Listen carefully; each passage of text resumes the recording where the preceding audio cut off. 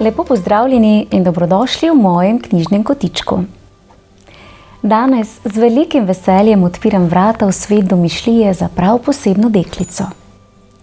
4-letno Lijo, ki obožuje čarobni domišljijski svet. Draga Lija, iskrena hvala. In tokrat bomo prisluhnili moji lastni interpretaciji brezčasne zgodbe, nastale izpod peresa slovenskega pisatelja Frana Levstika, o dečku, ki je svojo dobroto ogrel celo naravo.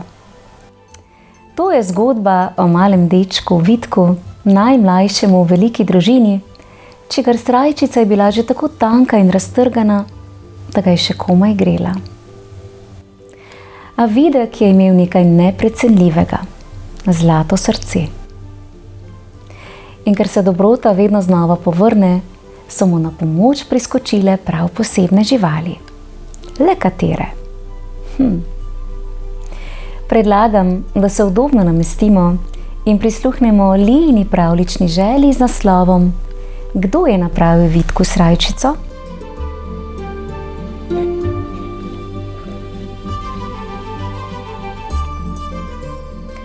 Pred davnimi časi, nedolgo tega, je živela skromna in ljubeča mati, ki je imela 7 otrok. Vsak otrok je bil malce manjši od drugega, a prav vsi so bili polni življenja, igrivosti in otroškega veselja. Njihov dom je bila majhna hišica na robu gozda, kjer je dišalo po divjem cvetju, svežih zeliščih in čistem gozdnem zraku. Mati se je od zgodnjega jutra do poznega večera trudila, da bi na mizo postavili dovolj kruha za vsa lačna usta. Zato je le redko vstal čas še za kaj drugega. Šele ob dolgih, hladnih zimskih večerih, ko je zunaj nežno naletaval sneg in je v peči prijetno praskatal ogenj, je mati sedla in s prednjimi rokami šivala oblačila. Ker so si otroci hlače in srajčke podajali od starejših k mlajšim, je bil najmlajši sin, 4-letni Videk, vedno tisti, ki je nosil najbolj obrabljena oblačila. In tako je bila njegova srajčica sčasoma že tako tanka, da se je zdelo, kot bi bila stkana iz jutranje megle, skozi luknje pa je na njegovo kožo nežno sijalo sonce. Videk je bil deček z izjemno mehkim srcem. Kljub skromnemu življenju se je Videk počutil najbogatejšega na svetu. Obdajale so ga namreč čuteče živali, njegovi zvesti prijatelji. Kadar je Videk v travi opazil majhnega pajka, ga je previdno dvignil in odnesel na varno, saj je vedel, da vsako bitje, še tako majhno, neizmerno rado živi. Če je na tleh našel ptička, ki mu krila še niso dobro služila, ga je hranil in varoval, dokler ni bil ptiček dovolj močan, da je poletel visoko med krošnje. Narava je Vidku to ljubezen vračala s tišino in zavetjem. Nekega vročega poletnega dne pa je bila Vidkova srajčica po vseh igrah v travi in tekanju po gozdnih poteh tako krhka, da se je preprosto razpadla na njegovih ramenih. Ker je bila njegova mati ravno takrat sredi najtežjih opravil na polju, mu na žalost ni mogla priskočiti na pomoč. Tako je Videk po gozdnih jasah nabiral sladke rdeče jagode, medtem pa so ga po ramenih božali vroči sončni žarki. Kaj kmalu je Videk srečal ovčko, ki se je pasla na sočni zeleni trati. Ko je ovčka zagledala dečka z razpadlo srajčico, ki je bil vedno tako prijazen do vseh živali, mu je želela pomagati. Vedela je, da je njena kodrasta volna topla in mehka, zato si je previdno osmukala nekaj najlepših kodrov svojega hrbta. Dečku je v naročje položila bele, puhaste kodre ter mu povedala, naj te kodre skrbno čuva, saj bo iz njih nastalo nekaj čudovitega, kar ga bo grelo v hladnih dneh. Videk je kodre hvaležno stisnil k sebi, občutek mehkobe pa mu je narisal velik nasmeh na obraz. Deček je nežno pobožal ovčko in se ji iz srca zahvalil. Z dragocenim tovorom je Videk stopil dalje, dokler ni prišel do trnovega grma, ki je stražil pot ob robu gozda. Grm je opazil, da so volneni kodri, ki jih je nosil deček, še zavozlani in polni drobnih vejic. S svojimi dolgimi in ostrimi trni je grm pričel nežno, a spretno česati bele kodre. Vsak potek grma je kodre naredil bolj gladke in čiste, dokler niso postali tako rahli kot najlepši poletni puhasti oblak.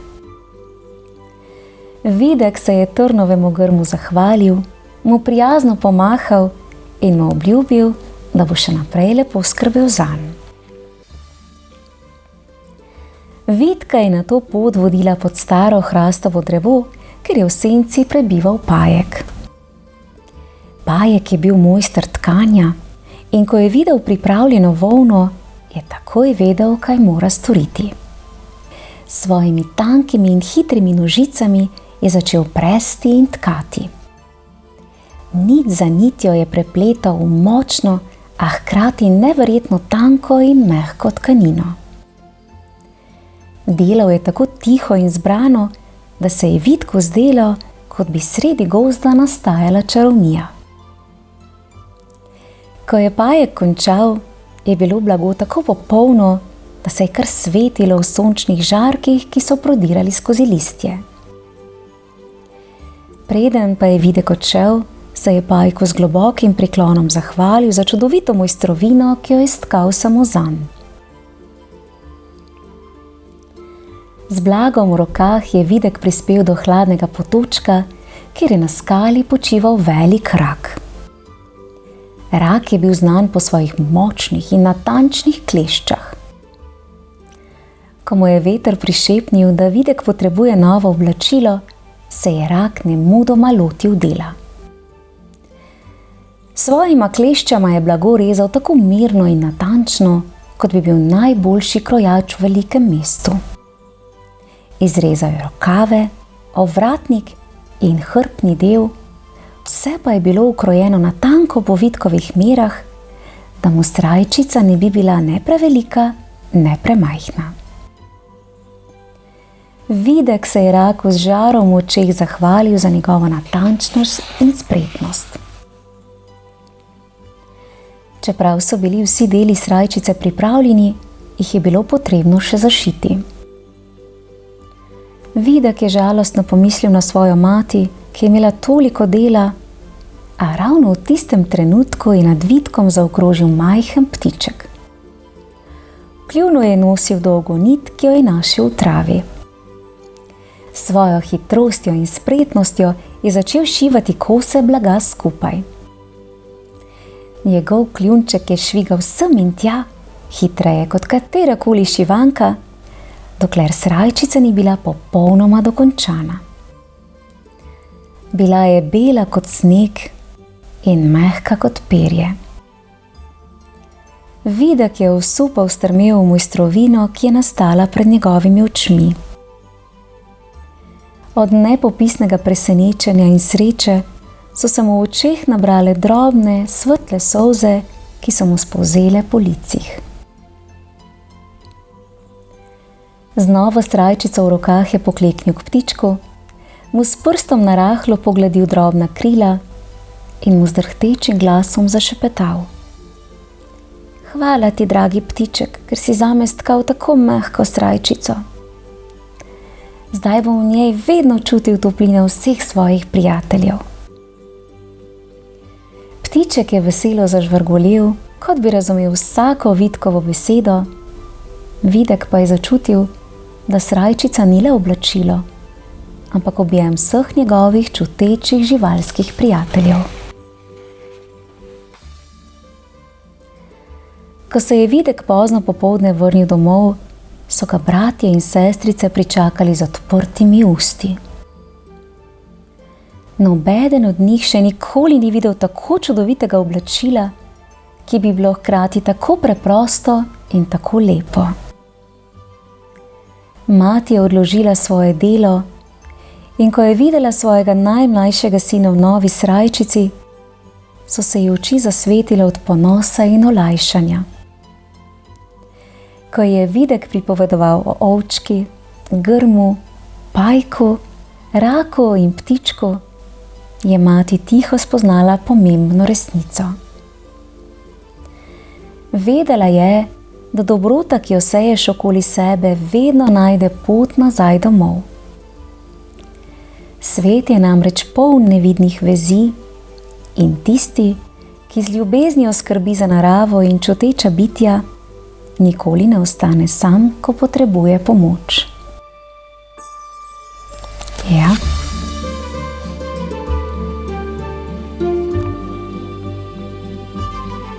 Kako nežna in srčna zgodba. Videk nas je naučil, da nobena prijazna gesta ni premajhna in da se skrbno srce vedno vrne z drobnimi čudeži. Včasih celo v obliki nove, snežno-bele srajčice. Draga Lija, najlepša hvala za čudovito pravljično željo in ne pozabi, da je svet poln topline in drobnih čudežev, če ga le pogledamo s srcem. Mojem knjižnem kotičku pa lahko prisluhnete še eni brezčasni slovenski pravljici z naslovom Martin Krpan z Vrha. Prijazno vabljeni k poslušanju. Pravljičen pozdravček Liji, ter pa seveda vsem ostalim poslušalcem pravljičnega sveta v mojem knjižnem kotičku. Čau, čau! Res čudovita pravljica.